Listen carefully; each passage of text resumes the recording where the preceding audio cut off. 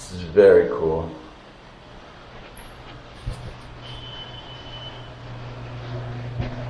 It's got a nice little balcony. So if you just want to chill out.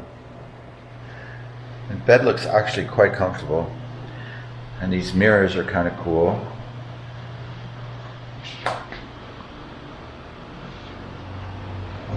Yep, 2 mirrors. And then you have a little table here if you want to use your computer. There's a TV, which I never watch anyways. I don't watch TV. The bathroom, sink, and a shower. It does have a kind of a bathtub. Yep. There's a bathtub here. It looks kind of gross, but and obviously a toilet. I think there's supposed to be a light here somewhere. Oh, here it is. And a fan. Looks like the light and the fan are connected. Anyways, it's pretty cool. It's a pretty cool little setup. And I think for 3 nights, it cost me about 310 Canadian dollars. Let's see what it cost me.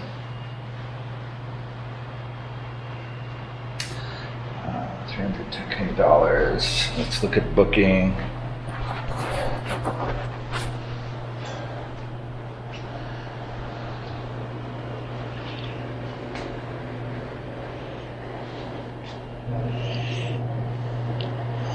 Live Tulum.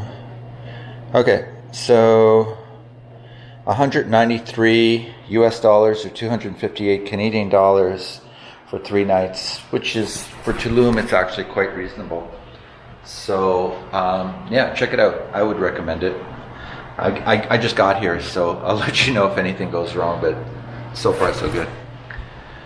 And, you know, the interesting thing is, tonight I just got invited to a friend just invited me to a music ceremony. So let's find out what that's about. That sounds like an amazing thing. So I'll keep you guys posted on that. Hopefully I'll be able to film there.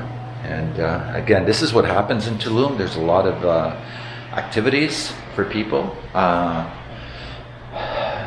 kind of consider Tulum like a bit of a Woodstock, like an ongoing Woodstock of young people who are more alternative, spiritually minded, and, you know, drug friendly. And I say that in a more kind of positive way, intentionally, like people who use things like magic mushrooms and other psychedelics as a way to raise their consciousness and get into a higher vibration versus just, you know, like the old days, just getting stoned. So if that's your thing, then Tulum is definitely a destination for you. So let's see how that goes. Talk to you later.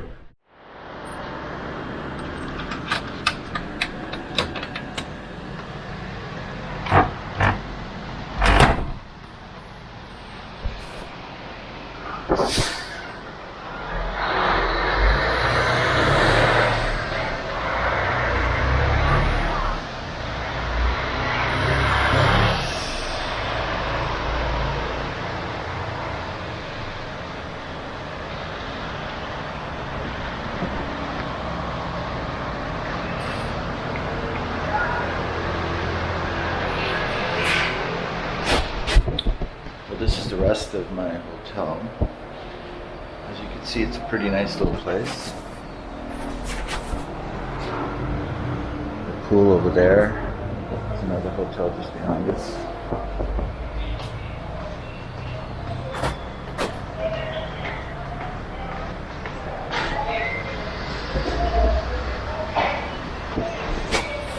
I got a room like on the top floor, which is I really like. It's got a nice view and it's breezy. It's quite comfortable actually. See you later.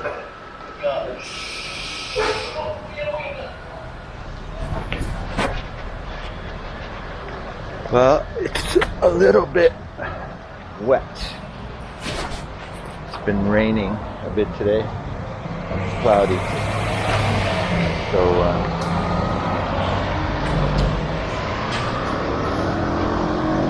everything's a bit wet.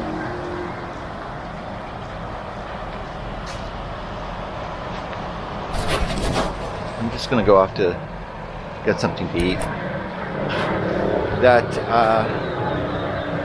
That ceremony, that music ceremony thing, I found out later was $250 US.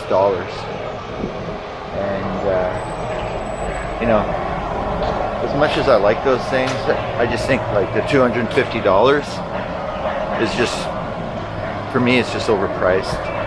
But you know, this is Tulum, and you come to Tulum, you need to understand that you will spend a considerable amount of money, almost like European, US prices for things, especially events and hotels and restaurants.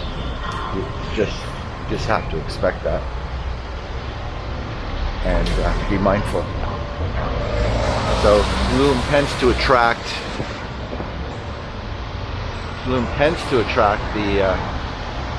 a younger, more kind of affluent, hipster type of demographic.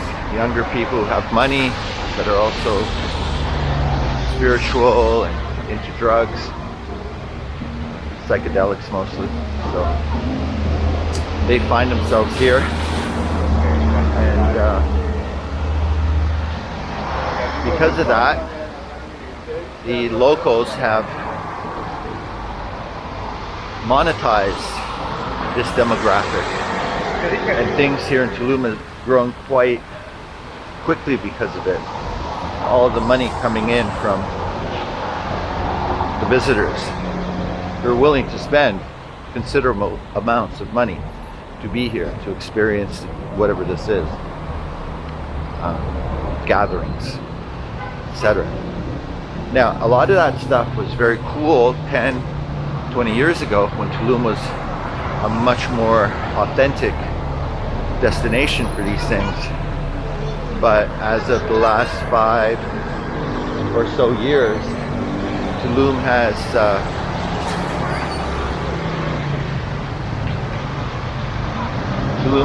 become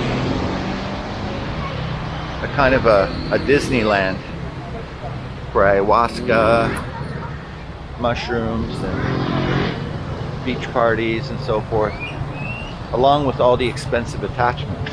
You know, like the restaurants, the hotels, you can easily spend, you know, close to $1,000 US just to have a hotel room on the beach. And people will pay it. And, you know, not the greatest quality either. I mean, those are basically shacks. Food as well. You look to spend quite a bit of money on food. It's not cheap. Hola. Expect to spend quite a bit of money here on food. So be mindful coming to Tulum that you need to have a budget. Look at this. Interesting.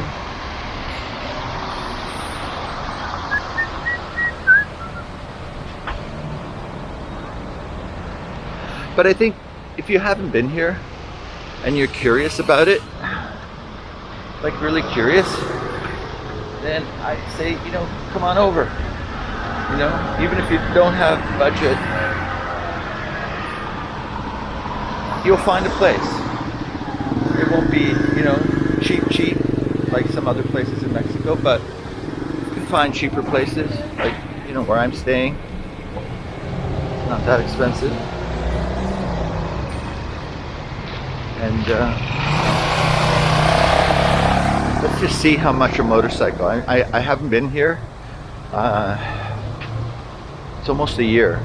I was here like last March or February. Yeah, March. I was here with my son. I don't know what scooters cost, but let me see. Hola. Quanto, quanto é os motos? Motos ¿Cuántos? por dia? Scooter. Peso? Eso. 600 scooters, box 700. Peso por dia. Eso, ¿A qué horas es que... Y con tu cámara, amigo, no puedes grabar acá. Sí, sí. ¿A qué horas es que abre? 9. 9. 9 a 6. A tu día, ¿no? Necesito depósito. Sí. ¿Cuánto? Depósito $300. Cash. Keep it. ID, $300. US? All 5,000 pesos. Okay. Okay, thank you. Adiós. Okay. Well, not sure how much that is, but well, they need the $300 deposit and the scooter. It's not as bad as I thought it would be, but I can't tell the condition. I don't know if they're any good. Like, you got to be careful. A lot of these scooters have been in accidents. They've, you know, fallen down. They could be really trashed. So I would recommend testing them before taking them out. What's this going?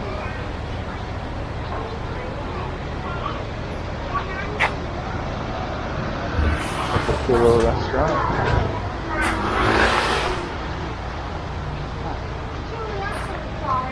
Looks like a nice little place, but I'm going so.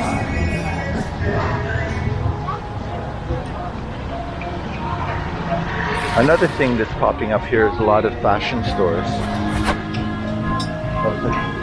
A lot of fashion boutiques. It's created a kind of a market for people who are creative and design clothes but need a place to sell it. So whereas in places like North America and stuff, you would have a hard time finding shops to carry your designs, etc. Here in Tulum,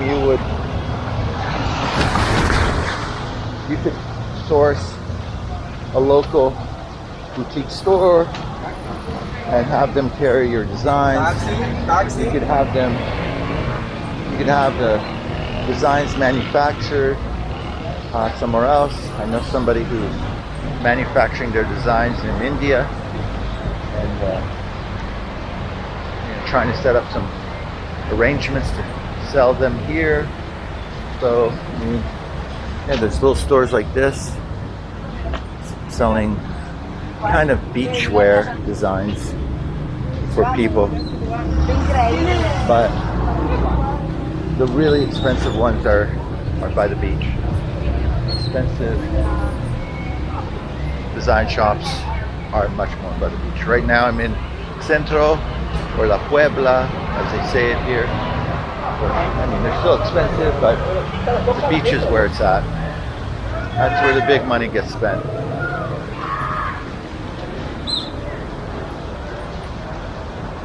So that offers people an opportunity. Another opportunity people have here, and that I've noticed, is, again, if you're creative, let's say you're a photographer, you could come here and start a bit of a photography business for foreigners who want to get photographed by the beach, offer them packages, and I've seen that happen. It's quite popular here. Oh wow, okay, so this place here I'm showing you, it's still closed. It's still closed. So this place, 3 years ago, just before COVID, like at the height of Tulum, where like a lot of travelers were coming here to party. That was a local hotspot pizzeria, and because of some drug war going on. Somebody fired. Hola. Bueno. Because of some drug war thing, turf war, a cartel member, hitman, went in and just started blasting, just like literally shot into the crowd, killed 2 or 3 Europeans, I believe 1 or 2 were German females, and it hit the news hard. I mean, it spooked the travelers off for a while, and it's been closed ever since. There was a police investigation. I have no idea if anybody was actually charged or found. I don't know. I just know it's still closed, and nobody's got in there. Since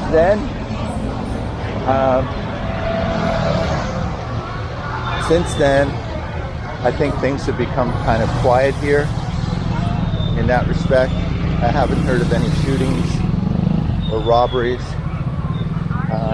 maybe some scams, but you know, that's pretty normal for Tulum and any popular tourist place in Mexico, as the scams are quite prevalent.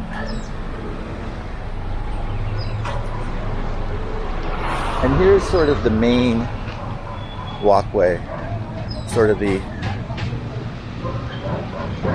you know, main walkway here in Tulum, where a lot of travelers come to and from the bus station. The bus station's just up ahead a bit. The local bus station where your bus will typically land is just up there, the ADO terminal. It's a small terminal. It's, you know, when you go there, it's pretty packed with travelers trying to get in and out. And you have this, you know, this walkway. It's shared between bicycles and pedestrians, and you can buy stuff here, gifts. There's some restaurants. But I haven't been down to the beach yet, so I don't know what the situation is there. But so far in 2024, things look relatively the same as before. It's definitely busy.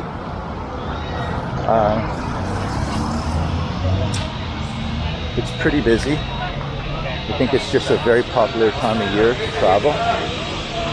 It's a vegetarian restaurant. But I don't know what's vegetarian about it. It looks like actually... I think vegan vegetarian. I think this is... Hola. I think this is a vegetarian place. That's a cool poster. This is what we're looking at.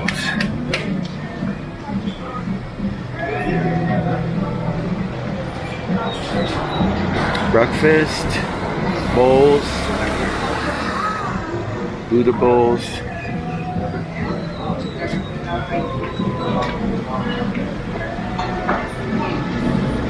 Detox bowls.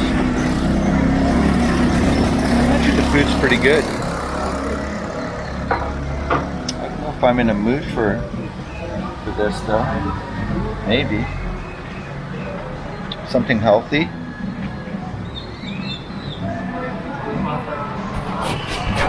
Maybe I'll try it. Maybe I'll go in and have a veggie bowl after having all that pizza last night. Okay, let's check it out.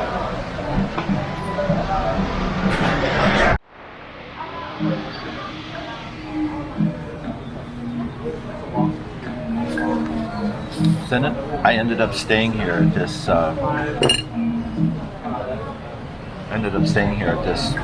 Restaurant, sort of a vegan restaurant, and it's actually quite good.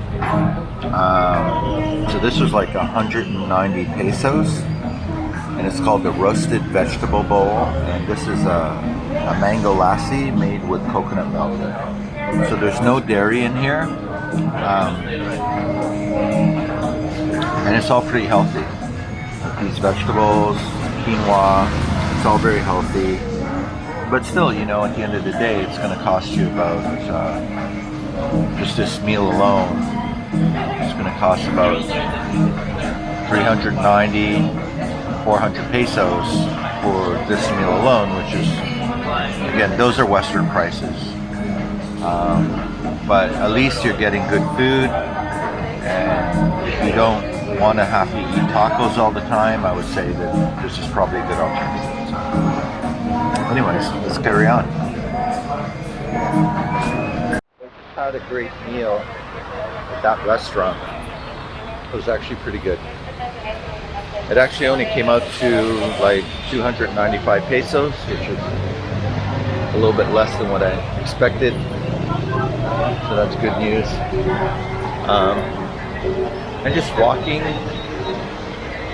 down the street here, Tulum, in the Pueblo, seeing what's going on, what's new.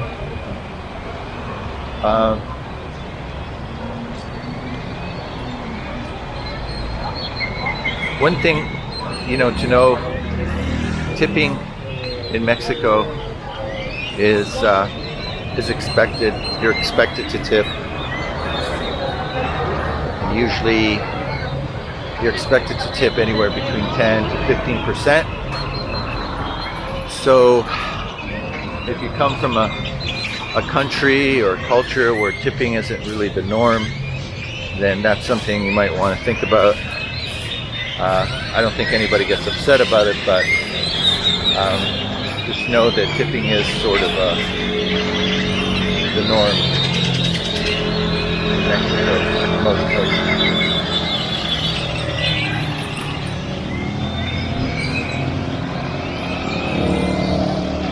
So I just wanted to talk a little bit about, Playa del Carmen, because I was just there for 3 days. I didn't film because I spent those 3 days with someone that came to visit me there, and I didn't want to get distracted, so I didn't film. But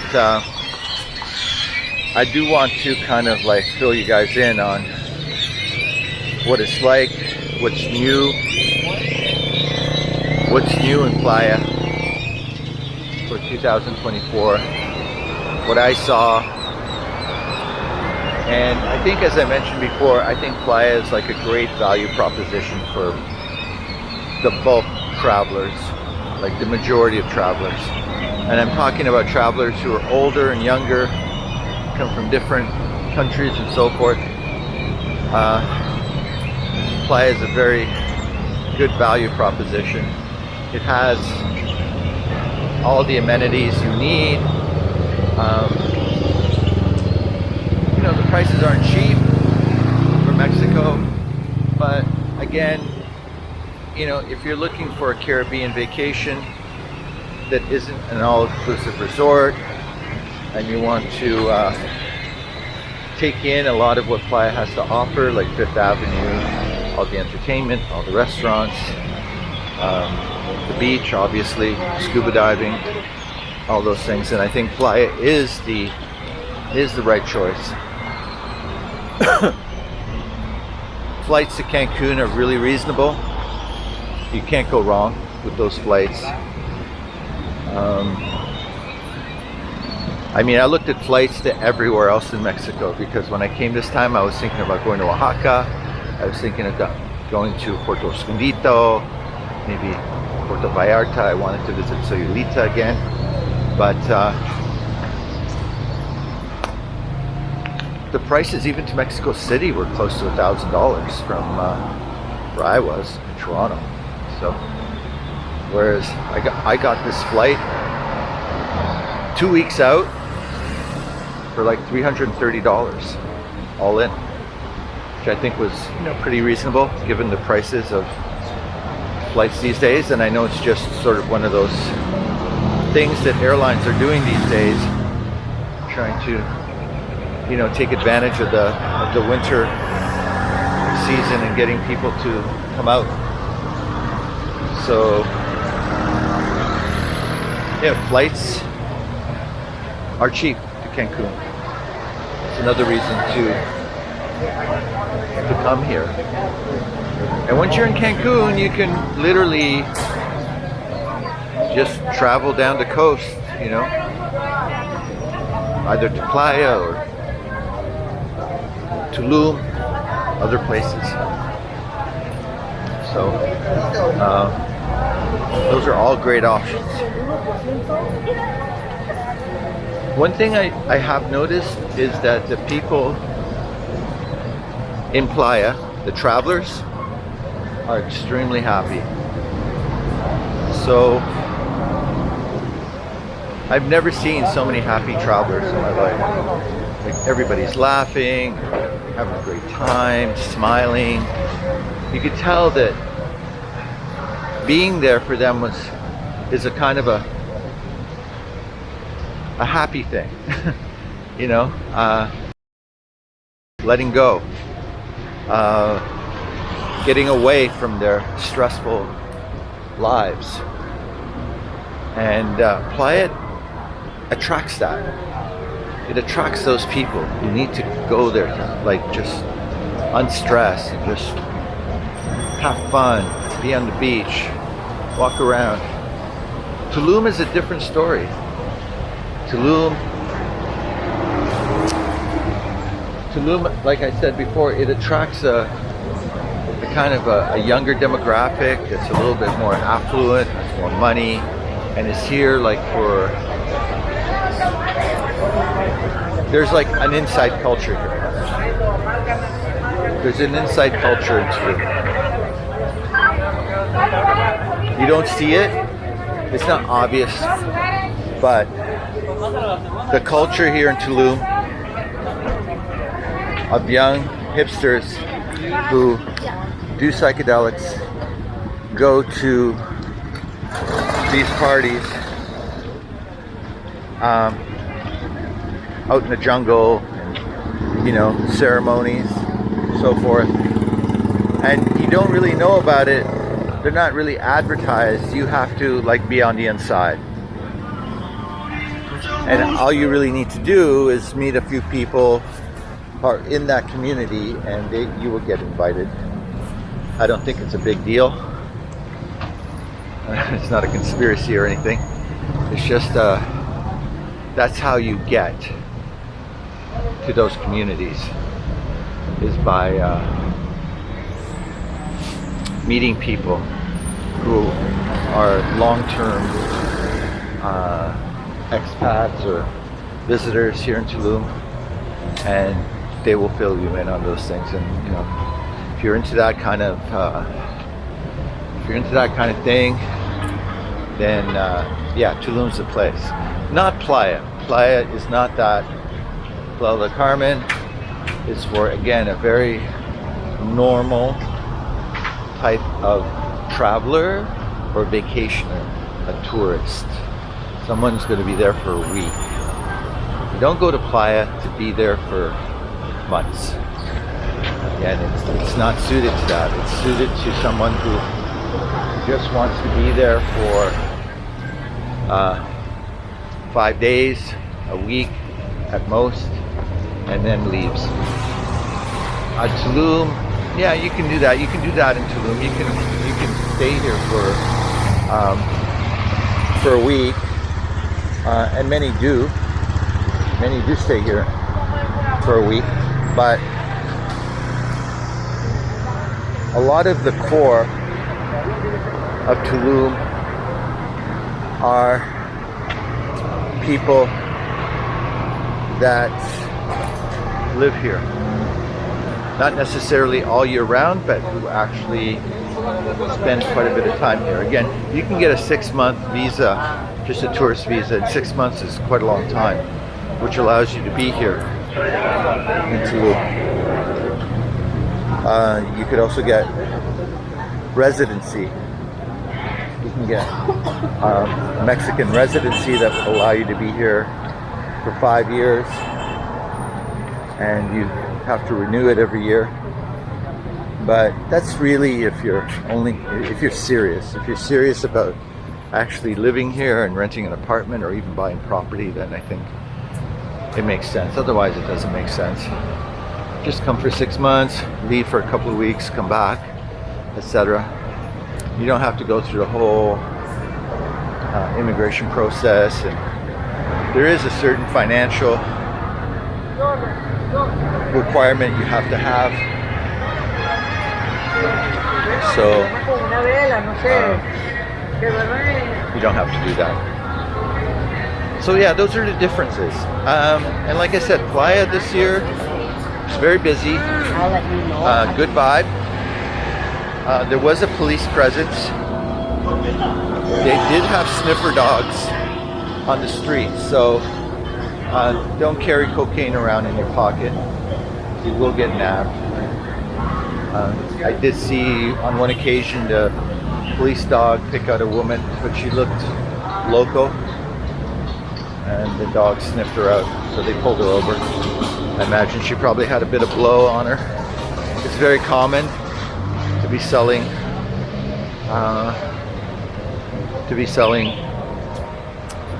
cocaine. It's very lucrative. I mean, that is a huge part of the underground economy in Playa is drugs. So, and I recommend to stay away from it. I mean, that's my hard recommendation: stay away from drugs, because that's where bad things happen or could happen. Just enjoy what there is. There's great bars and restaurants and parties. Just enjoy that.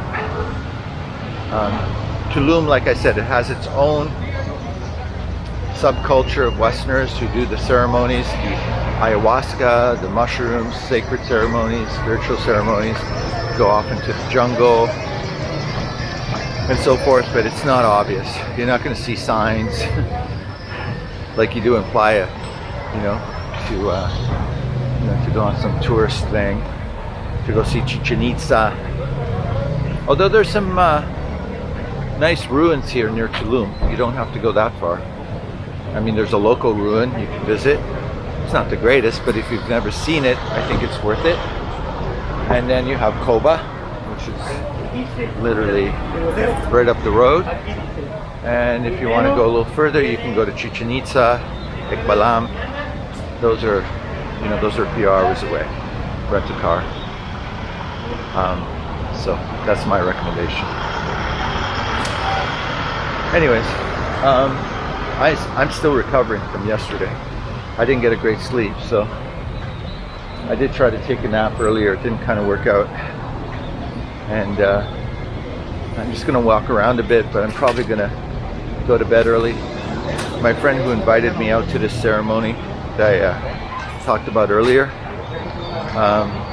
like I said, it was a $250 fee, and I wasn't really, that's US dollars by the way.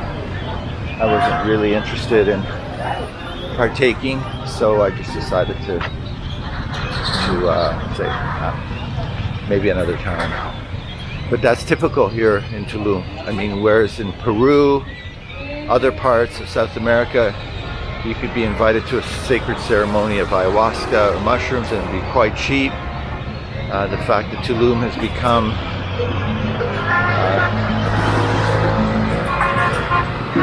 a destination place for more affluent people like that, then they command higher prices. And again, people are trying to use that to sustain themselves. The organizers of the ceremony, obviously they need to make a living. They need to keep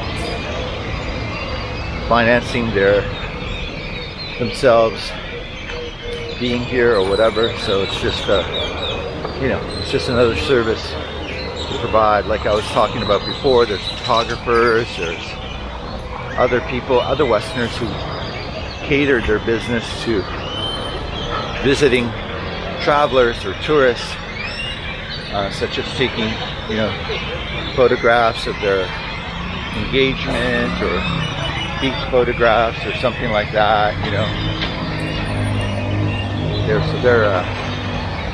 there's going to be a lot of that. I'm looking for a bakery. There's this cool bakery I saw as I was walking by here just earlier. For some reason I want like a croissant or something. It's crazy. Just have a craving for something like that.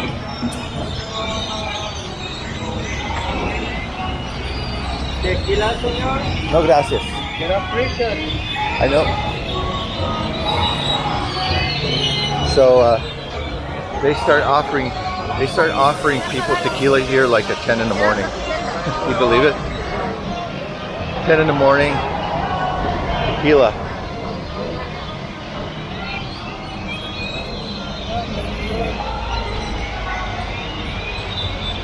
Tulum. Maybe this is the place. No.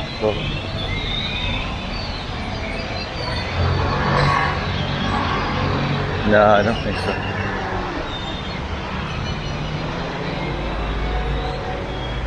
Looks like another cool little spot. You know, it's an interesting mix of Westerners that you find here. The travelers that you encounter in Tulum are definitely a certain type, a certain profile.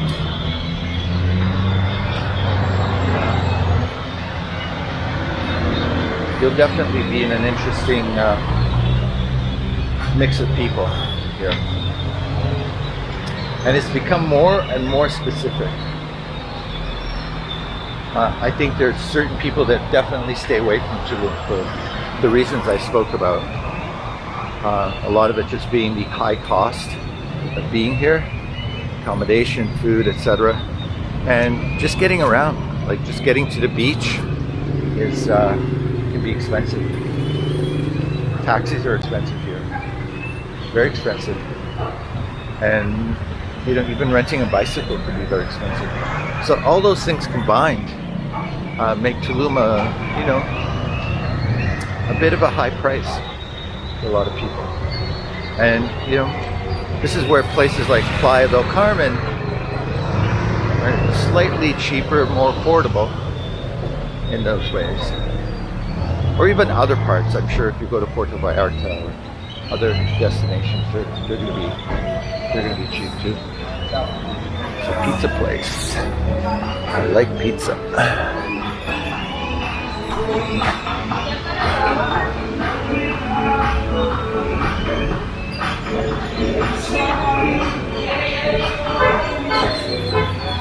It seems like typical prices for meals here are about 180 pesos.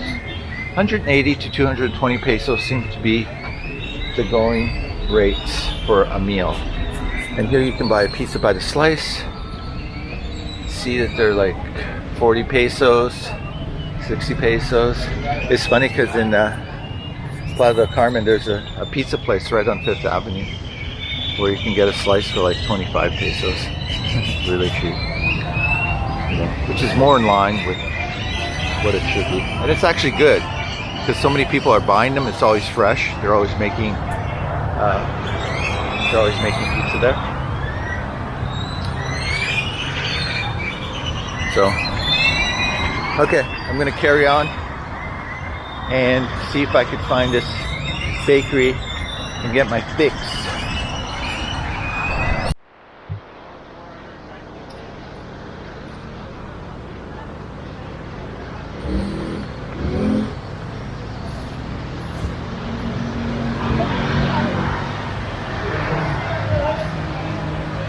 These are pictures of missing people. In Mexico, a lot of people go missing. A lot of women go missing, and men. And when they do, their families usually put up these posters trying to find if there's any information on their disappearance. Many times they just don't show up.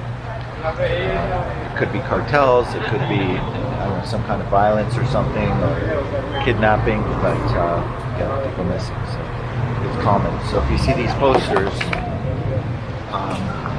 that's what it means. It means that somebody's gone missing.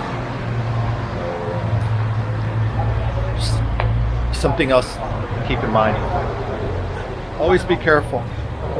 You know, Mexico's safe, but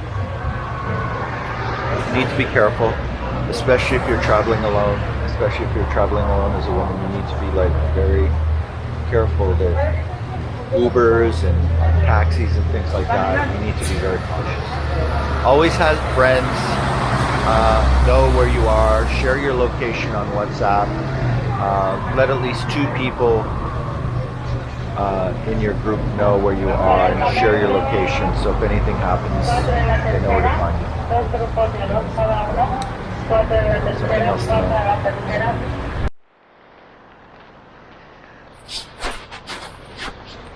Another thing to keep in mind if you're coming to Tulum is that once you get off the main streets, even in the center, you find that the streets are not very well lit. They're dark, and you know, at night when it's dark, it can seem a little creepy. So if you want to avoid it, I would say stay on the main road where it's well lit, and only go onto these dark streets when you have to, if you have to get to your hotel, or else take a cab. Because if you're not used to it, it does seem a little bit creepy. Just something to keep in mind.